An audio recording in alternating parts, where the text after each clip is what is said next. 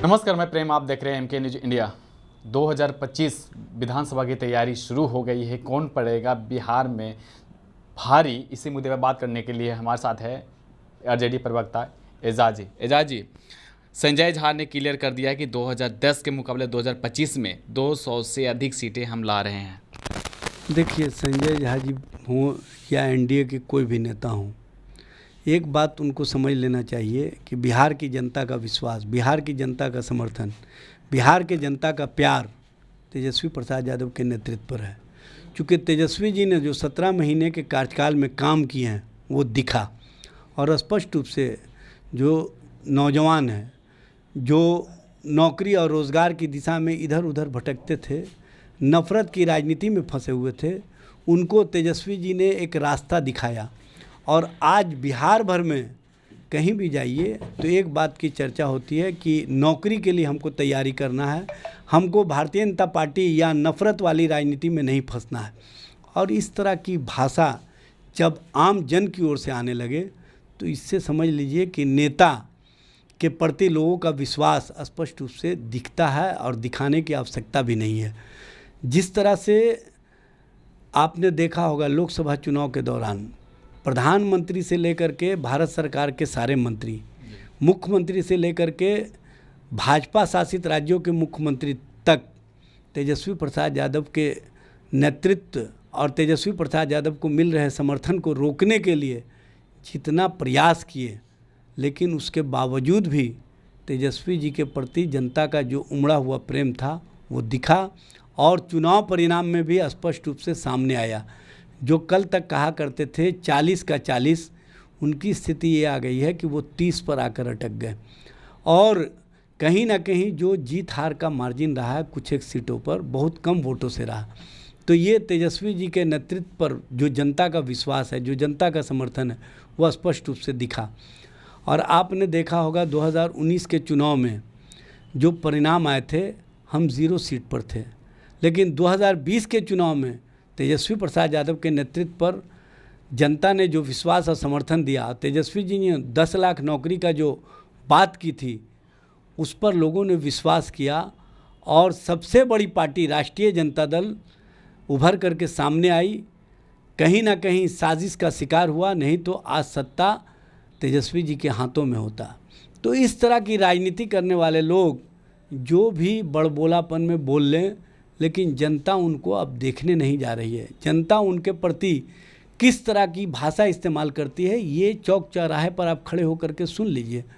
जनता कहती है कि हम वैसी सरकार को क्यों वोट दें जिसमें 15 दिनों के अंदर 12 से अधिक पुल गिरे, जिसमें कहाँ पर पुल गिर जाएगा, भ्रष्टाचार के निर्माण से जो बना हुआ पुल है ये किसी को पता नहीं। अब तो लोग पुलों पर चढ़ने से भी डरने लगे हैं। बिहार में जिस तरह से अपराधियों का बोलबाला है, और अपराध करने वाले अपराध करके चले जाते हैं, सरकार और प्रशासन के स्तर से कोई कार्रवाई नहीं हो रही है, ये स्पष्ट रूप से दिखता है। सम्राट चौधरी जो है वो अटकलें जो था कि नीतीश कुमार के चेहरे पर बीजेपी तरफ से आ रहा कि बीजेपी ही अपना चेहरा निकालेगी 2025 में, लेकिन कल जो है क्लियर कर दिया कि नीतीश कुमार के चेहरे पर लड़ाई लड़ेंगे 2025 का। नित्यानंद राय ने वो डायरेक्ट बोले हैं कि महागठबंधन को धूल चटा देंगे। इसको किस तरह से देखते हैं? देखिए, सत्ता के लिए, स्वार्थ के लिए और कहीं ना कहीं अपने आप को बचाए रखने के लिए भारतीय जनता पार्टी जिस तरह की राजनीति करती रही है, उस राजनीति का पोल खुल गया। जब सम्राट चौधरी नीतीश कुमार की नाराज़गी को दूर करने के लिए, नीतीश कुमार को खुश रखने के लिए भारतीय जनता पार्टी के नेताओं के कहने पर अपना पगड़ी उतार करके नीतीश कुमार के सामने नतमस्तक होकर के स्पष्ट रूप से बताया कि हम नीतीश गच्छामी हैं, तो नीतीश गच्छामी वाली भाजपा सत्ता और सत्ता के प्रति इसका जो लोलुपता है वो दिखता है। और भारतीय जनता पार्टी दोहरी राजनीति करती है। याद होगा आपको, एक समय भारतीय जनता पार्टी जनता दल यू को जब तोड़ने की स्थिति में पहुंच गई थी, तो यही नीतीश कुमार लालू जी के पास, तेजस्वी जी के पास पहुंचे कि हम लोग समाजवादी हैं, एक हो जाएं और हमारे पार्टी के अस्तित्व को, हमारे अस्तित्व को आप बचा लीजिए। तो लालू जी ने उस समय एक ही बात कहा था, तेजस्वी जी ने एक ही बात कहा था कि नफ़रत की राजनीति को समाप्त करने के लिए हम आपका साथ देने के लिए तैयार हैं, लेकिन नौजवानों के नौकरी और रोज़गार के मामले में हम समझौता नहीं करेंगे।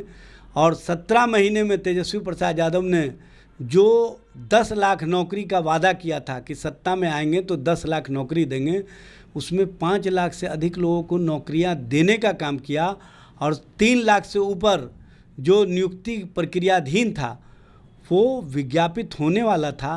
तभी इन लोगों ने कहीं ना कहीं जो नफ़रत करने वाले लोग हैं नौकरी और रोज़गार वाली सरकार को हटाने का काम किया, साजिश का शिकार बनाया। लेकिन मैं आपको स्पष्ट रूप से कह देना चाहता हूं कि जो साजिश करने वाले लोग हैं वो बेनकाब हो चुके हैं और आने वाला समय तेजस्वी प्रसाद यादव के नेतृत्व में 2020 की जैसा स्थिति 2025 में देखने को मिलेगा और परिवर्तनकारी राजनीति को एक नया आयाम मिलेगा। गिरिराज सिंह कह रहे हैं कि दुर्गा पूजा के बाद जो है एक यज्ञ करेंगे जो सनातन धर्म को नहीं मानते, हर एक जिला में यज्ञ करेंगे, क्या कहेंगे? देखिए, गिरिराज सिंह जी भारत सरकार के मंत्री हैं, लेकिन मंत्री स्तर का कोई बात नहीं करते हैं, जनता के हितों की कोई बात नहीं करते हैं।